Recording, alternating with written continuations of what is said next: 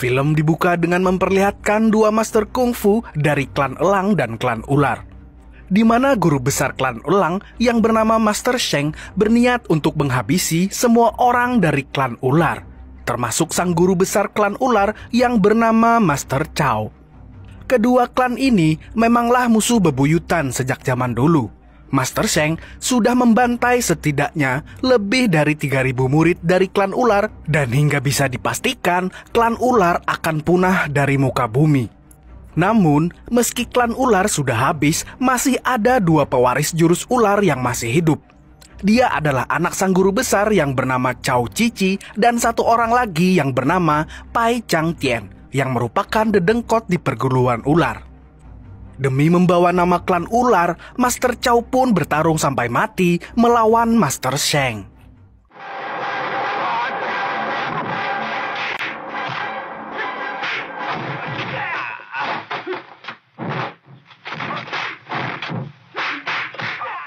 Namun Master Chow pun harus gugur di tangan Master Sheng. Scene berganti, di mana kita akan diperlihatkan sosok seorang pak tua bernama Pai Chang Tian yang kerap dipanggil Pai, sedang menangkapi nyamuk di rumah kontrakannya. Namun tiba-tiba, pemilik kontrakan masuk dan mengusir Pai, karena Pai sudah menunggak uang kontrakan selama 7 bulan 15 hari. Karena tidak punya uang, Pai diusir dengan paksa. Film kemudian berlanjut ke sebuah perguruan kungfu bernama Hong Tai. Di sana terdapat tokoh utama kita bernama Chen Fu yang wajahnya sudah tidak asing bagi kita semua. Chen Fu ini adalah seorang yatim piatu yang dirawat oleh pemilik perguruan Hong Tai yang bernama Master Hong. Meski besar di perguruan kungfu, Chen Fu nyatanya tak bisa bela diri sama sekali. Chen Fu malah dimanfaatkan oleh Guru Li dan Guru Lu untuk menjadi pembantu dan samsak saat latihan. Guru Li dan Guru Lu berani melakukan hal tersebut pada Chen Fu karena Master Hong pergi merantau selama bertahun-tahun dan menjadikan mereka sebagai pemimpin perguruan. Guru Li dan Guru Lu memulai latihan, namun keahlian kungfu mereka dianggap lucu dan ditertawakan oleh murid lainnya. Melihat hal itu, Guru Li memanggil Chen Fu untuk menjadi samsak tinju agar terlihat keren oleh para muridnya.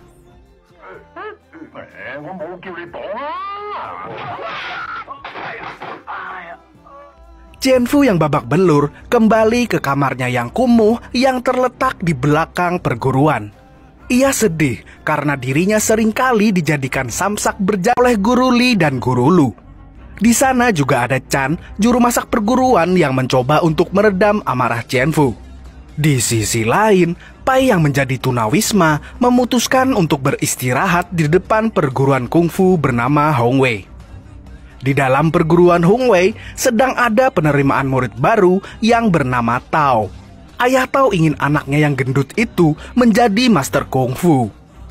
Karena biaya masuk perguruan yang mahal, pemilik perguruan Hong Wei yang bernama Guru Zhu pun terus membujuk ayah Tao untuk memasukkan anaknya ke perguruan Hong Wei. Namun Tao ingin membuktikan perguruan itu layak atau tidaknya.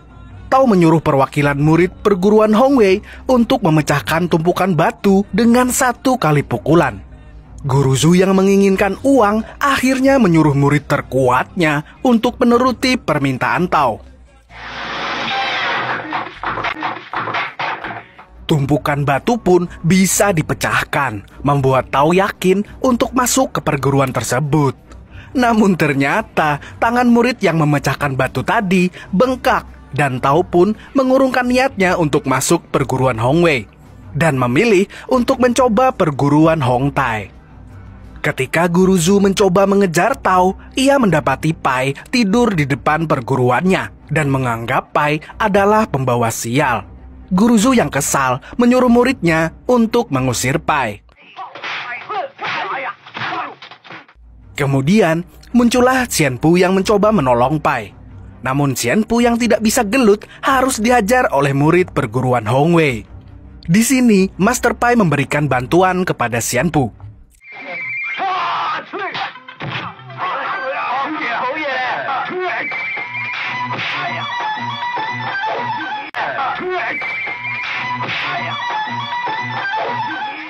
Kemudian, datanglah pendeta bule melerai perkelahian itu.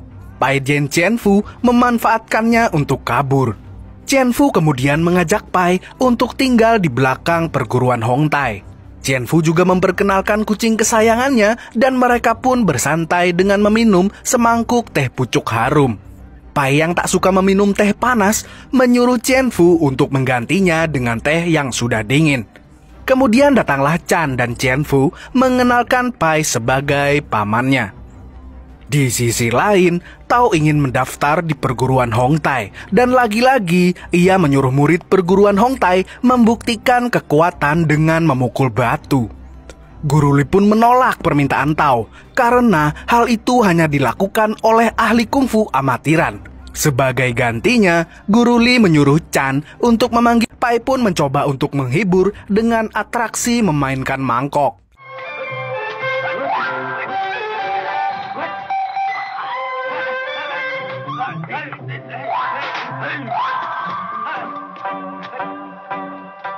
Qianfu menyadari atraksi mangkuk tadi adalah bagian tahap awal dari sebuah pelajaran kungfu. Karena Pai kasihan melihat Qianfu yang terus dihajar oleh murid-murid perguruan, keesokan harinya Pai meninggalkan catatan dasar latihan kungfu kepada Qianfu.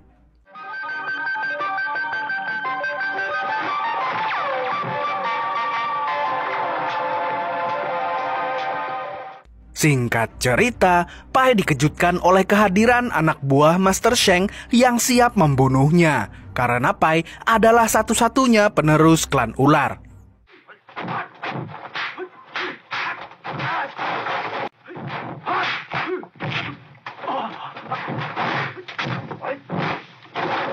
Kemudian datanglah pendeta bule yang tiba-tiba menusuk Pai. Ternyata ia adalah pembunuh bayaran yang disewa oleh Master Sheng. Meski tertusuk pisau, beruntung Pai masih sanggup melarikan diri. Kembali ke perguruan Hongtai, di mana terlihat ayah Tao menanyakan perkembangan kungfu anaknya.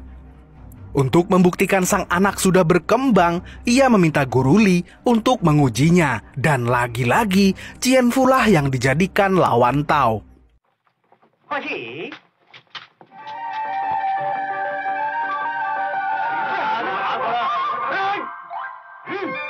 Qianfu yang sudah memiliki sedikit ilmu kungfu dari Pai membuat Tao tidak bisa menyentuhnya. Dan hal itu membuat Tao sangat malu.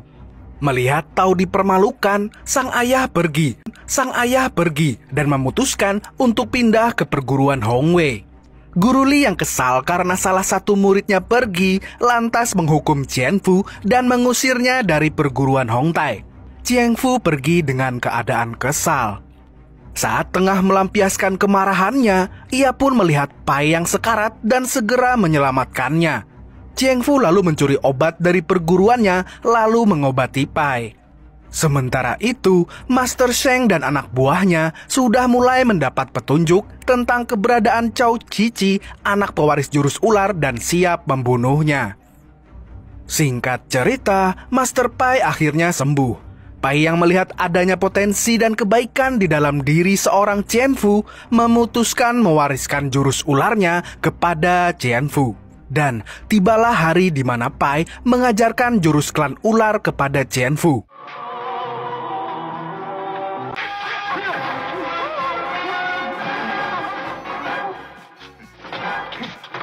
Melihat guru mereka KO, semua murid perguruan Hongtai pun pergi dan bergabung dengan perguruan Hongwei. Di saat perguruan sepi dan hanya tersisa Qianfu, guru besar Hongtai yaitu Master Hong sudah kembali dari perantauannya.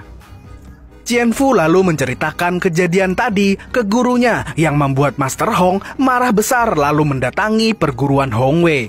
Sesampainya di perguruan Hongwei, Master Hong langsung ditantang oleh Wong. Pertarungan di antara keduanya pun dimulai.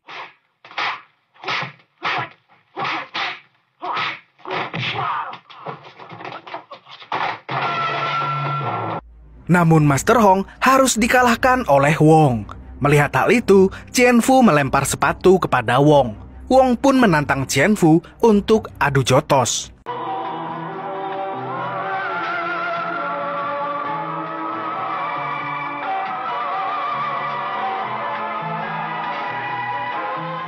Singkat cerita, Qianfu kembali ke perguruan. Guru Li mencoba mengerjai Qianfu dengan mengotori lantai yang sudah dipel. Karena Qianfu sudah memiliki ilmu kungfu, Guru Li tidak bisa mengotori lantai.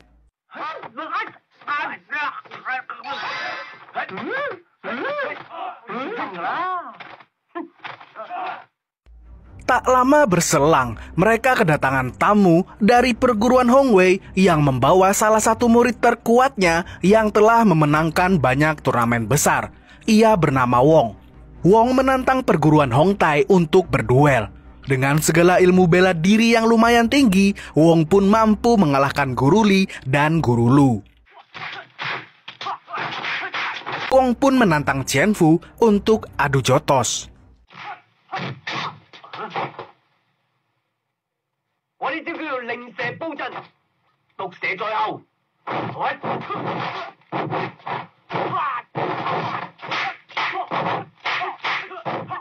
Di sana juga ada Master Sheng yang kaget karena Qianfu menguasai jurus klan ular. Qianfu dengan jurus ularnya mampu mengalahkan Wong dengan mudah dan mengajak Guru Hong pulang dengan diikuti murid-murid yang lain. Sesampainya di perguruan, Qianfu mendapatkan surat dari Master Pai yang isinya Pai akan meninggalkan dirinya untuk mencari Cao Cici, pewaris jurus ular lainnya, dan menaruh kitab yang berisi seluruh jurus ular. Qianfu yang tak mau ditinggal gurunya lantas mencarinya. Namun di saat mencari, ia malah bertemu dengan Master Sheng. Di sana Master Sheng mengaku kalau dirinya adalah teman lama Pai. Master Sheng kemudian menanyakan di mana keberadaan Pai. Namun Qianfu memberi syarat jika akan memberitahu keberadaan Pai jika ia bisa mengalahkannya. Tak lama setelah itu, mereka pun bertarung.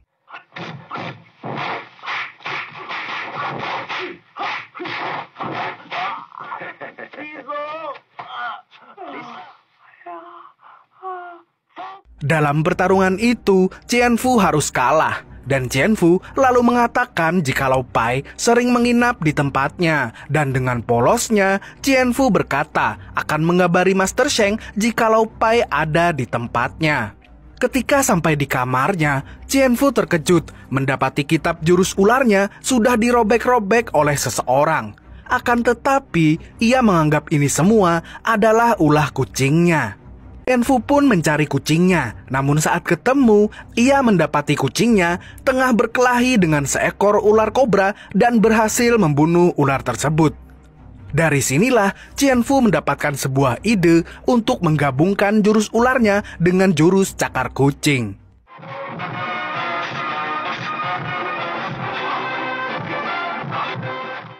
Di sisi lain, Pai yang sedang mencari Cao Cici akhirnya menemukannya dengan keadaan tergantung tak bernyawa.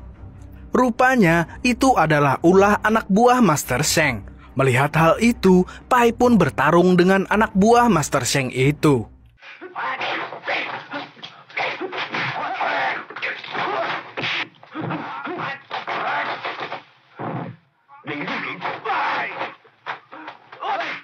Karena beda level dan rank, dengan mudah Pai bisa mengalahkan anak buah Master Sheng. Singkat cerita, Pai pun kembali ke tempat Qianfu. Chan, koki perguruan yang telah disuap oleh Master Sheng, menaruh racun ke teh milik Pai dan Qianfu. Setelah meminum teh, Qianfu menyampaikan jikalau teman lamanya ingin bertemu dengan Master Pai.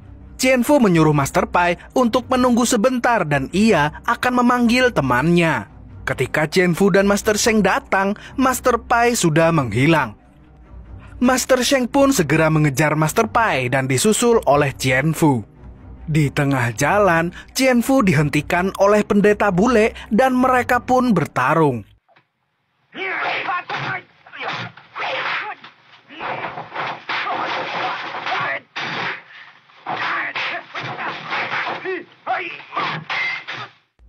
Karena menguasai jurus ular perpaduan dengan cakar kucing, Qianfu mampu mengalahkan pendeta bule tersebut. Akhirnya, Master Sheng berhasil mengejar Pai, dan adu mekanik antar master itu pun langsung terjadi.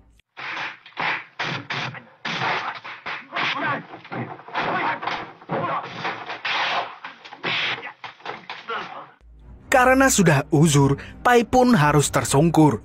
Ketika Master Sheng ingin mengulti Pai, datanglah Qianfu. Qianfu pun sadar jika dirinya selama ini dibohongi. Karena kesal, Qianfu pun adu mekanik dengan Master Sheng.